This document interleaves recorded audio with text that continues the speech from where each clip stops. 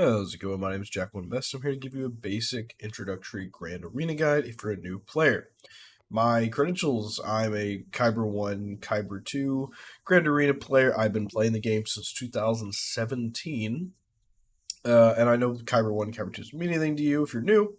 This is the top bracket of Grand Arena. This is as high as you can be in terms of title. I could be higher in Kyber 1. I'm at the bottom of Kyber 1. But I'm up there.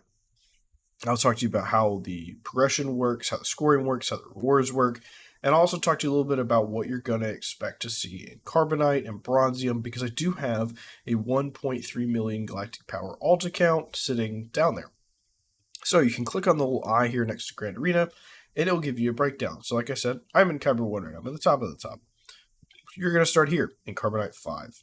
You will fight your way up the ranks, playing people presumably with better rosters and skill level as you move, but we'll talk about that. There's a consistency issue at the bottom of Grand Arena. But as it says, there are 5 leagues, each contains 5 divisions. At the end of each Grand Arena round, players can move to a higher or lower division depending on their performance within the round. Like I said, for example, if I lose next round, I will be back in Kyber 2. If I win the round after that, I'll be back into Kyber 1. At the end of each Grand Arena season, players who finish in Division 1 of their league are promoted to the next league up, except for Kyber. But if you finish a season in Erodium 1, you move up to Kyber 5. If you finish a season in Erodium 5, you move down to Chromium 1, and so on and so forth. Like it says, it's structured this way. Event 1, Event 2, Event 3, boom. So this takes place in 3 weeks.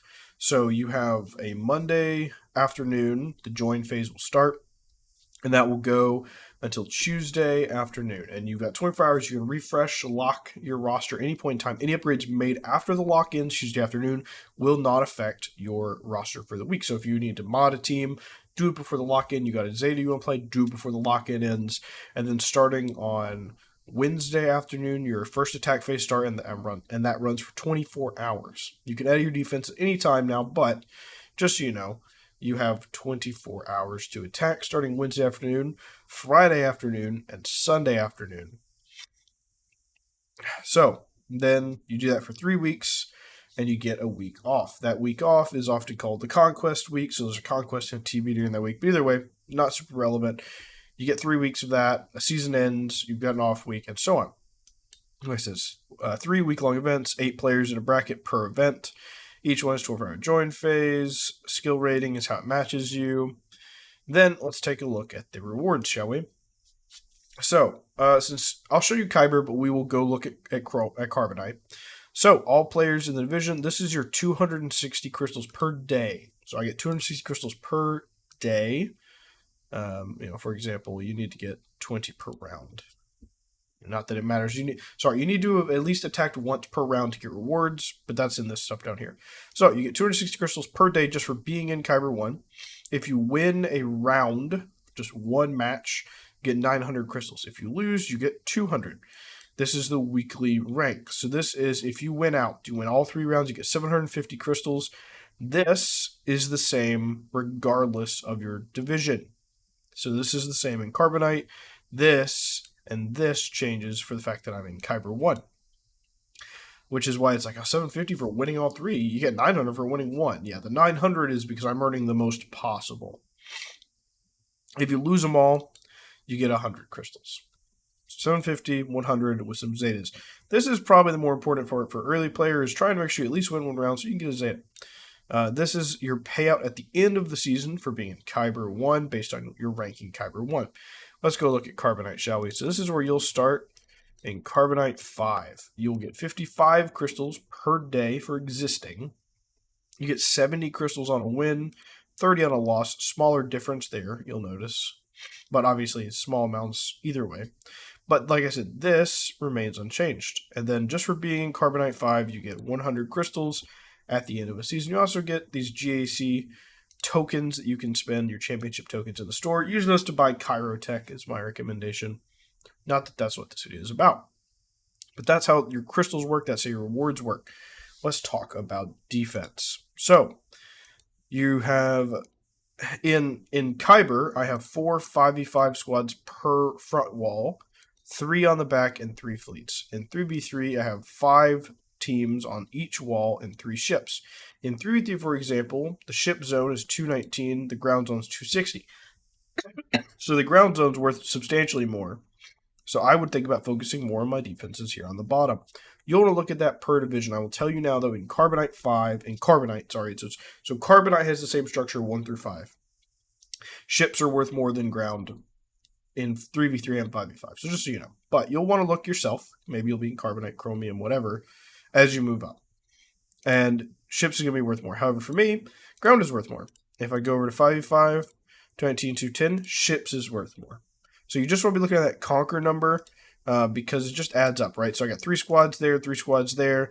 You get a higher offensive win max and a higher conquer for ships. So ships is worth more for me in 5v5, less in 3s. Why does this matter? It lets you know, again, where to focus the bulk of your defense. You're going to have to make decisions about what teams you want to put on defense, what teams you want to put on offense. I think this was clear, and I think it says it, but just so you know, if you put a team on defense, you cannot use it on offense. It's one use per team, no matter what. Now, a defensive squad can get more holds than an offensive squad can get wins, right? Because you could have a defensive squad get 2 holds and then die. An offensive team you can only use to kill 1 team. So that's something important to think about. I tend to lean heavier on the defensive side. However, if you're punching up a significant amount roster-wise, you may find yourself in a situation where you have to bring more on offense. Personally, if you have a team that can stonewall your opponent, make it where they can't clear, that should pretty much always be on defense. We'll talk about offense now, so let me go back around here. This is a round I just won.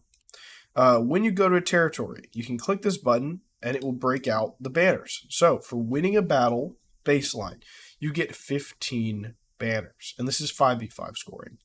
You get 15 banners. For winning that battle on your first try, it adds 30.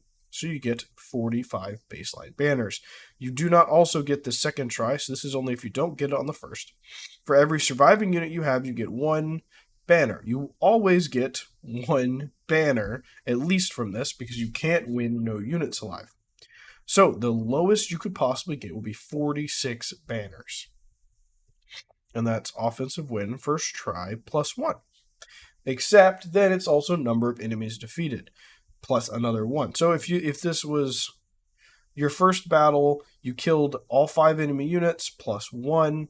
So 46 plus 5 is 51 banners. So now the lowest you get is 51 banners. And that's if you're not full health or full protection. So if all 5 of my units are full health, full protection, I kill all the enemies on my first battle, I get 15, 30 plus 5, so 50 plus 5 full health, 55 plus 5 full protection, 60, and then plus 5 enemies defeated, 65 banners. But then you're like, oh, well, what is unused slot? If I were to solo the enemy team, aka bring in 1 character and kill the entire enemy team and somehow escape with full health and protection, I get an extra 4 banners per unused slot. You think, wow, 4 banners, that's a lot. I will say keep in mind that is actually just a plus 1. Because you get 1 banner for a surviving unit, 1 banner for full health, 1 banner for full protection. So if you undersized a slot where a unit would have survived at full health and protection, you got 3 banners for that. So instead, you're just getting 1 extra banner. In my opinion, it is almost never worth it to undersize in 3v3 Grand Arena because you will significantly lower the odds of you winning. In 5v5, going down to a 4-man team can be something you'll do reasonably often, but keep in mind, it's 1 extra banner if you were going to emerge victorious with full health and protection. So our new max banner per battle total goes to 15 plus 30. Let's just, for simple sake, 45. You have 1 unit surviving, 46. 1 full protection, 47. 1 full health, 48. Plus 4 times 4, 16. 48 plus 16, 58. 64.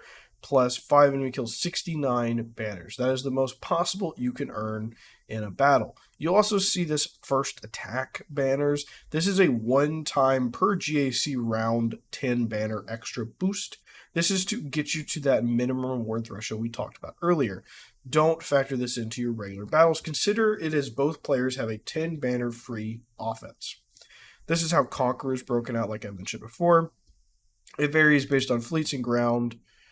Conquer is 33 banners per defensive slot on fleets, and it's 30 on ground. You can also see fleets have a higher max, like a higher max banners because it's more enemies you can defeat. That's why this is bigger.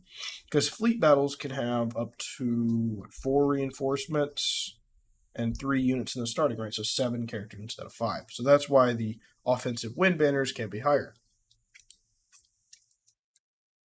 I know that's a lot of information to throw at you, but that's how Grand works. You go in, you're going to attack your opponent's teams, you're going to maybe drop some battles, you're going to maybe win some battles, your opponents are going to attack, maybe they'll drop some battles, maybe they'll win some battles.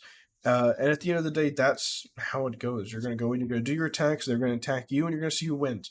If nothing else, make sure you try at least one attack, no matter how outmatched you are, so you get rewards. If you do not attempt an attack, you will get no rewards, and you get a free loss no matter what. So, my alt account in Carbonite 5, just to talk about it briefly.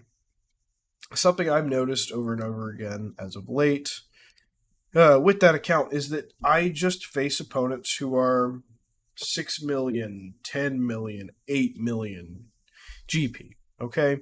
I'm not going to win most of those. I did win versus a 6 million guy yesterday. I didn't stream it, unfortunately. I was under the weather, so I decided I'll just do this account. I beat him by 10 banners. I beat his relic teams with my Gear 9, Gear 11 teams because I have better mods than him. He didn't have any GLs, and his defense was not set in an optimal way. So I'll say you can win, right? You can win those battles, but you will find a lot of inconsistency. You know, in Carbonite 5, it's like the max GP of people he fights all the way up here, and your GP is all the way down here. As you move up in GAC, your GP is going to go up, and the max GP is probably going to stay there, but they come down a little bit, and it's going to meet. At some point, you're going to fight players who are skilled and bigger than you. But for the most part in Carbonite 5, you're going to fight players. If they're way bigger than you, think about it like this. Skill and GP has an inverse relationship. They are dumb and large. That's just how you got to put it. They're either inactive, they're dumb, they have terrible mods, bad investment choices, and you're small, you're active, you're looking up videos, you're trying to learn, trying to get better. That's all you can do. There are going to be some rounds where you load in and you say, I can't beat this guy. Let me get my 10 banners and move on my life. And that's all you can do. And eventually, you'll fight your way into Chromium. And you'll say, all right, well, this guy's 2 mil bigger than me. He's got 2-3 more GLs than me, but I could take it. Eventually, you get in a Rhodium. You'll say, oh, this guy's 5 mil bigger than me. He's got 4 more GLs than me, but I could take him. And you'll keep pushing and pushing and pushing until you get to the point where you're on even footing, or at least even enough where you can clear and you can say, go screw yourself next time you see somebody with bigger than you, because you can still beat them. My main account, I am ginormous. I am 12.6 million. The only thing I don't have right now is Ahsoka Tano, because I don't whale, so I'm farming the characters. They are farmable, I'm farming them. Well, his hair is not even farmable yet. So, I am farming who I can farm, and that's all I can do, right? I've got some characters that could be relicked that aren't. These two are new, so they couldn't be. But like, there's not a lot I could really do to improve my roster. My opponent this past round. And keep in mind, I'm at the bottom of Kyber 1. Is in one of the top guilds in the game. 15.3, so he's got me by almost 3 million galactic power. And he has every character at the game and relic 8 or higher. I still won. I had a really rough time, but I still won. I got a hold on my fleets and won the Grand Arena. None of my ground units got holds, not a single one. I am out united, I'm out datacroned, I'm out modded, but my strategy won the day. So at some point you have to say, you know, no matter how outspent you are, out time invested, you can still win if you play to your best. You're not always going to win. There are going to be times where you do everything you can and you're going to lose. This matchmaking system is designed to keep you at a 50% win rate. That is how it's meant to work. If you go on a win streak for a week, you're getting screwed the next week. That's how it's going to go.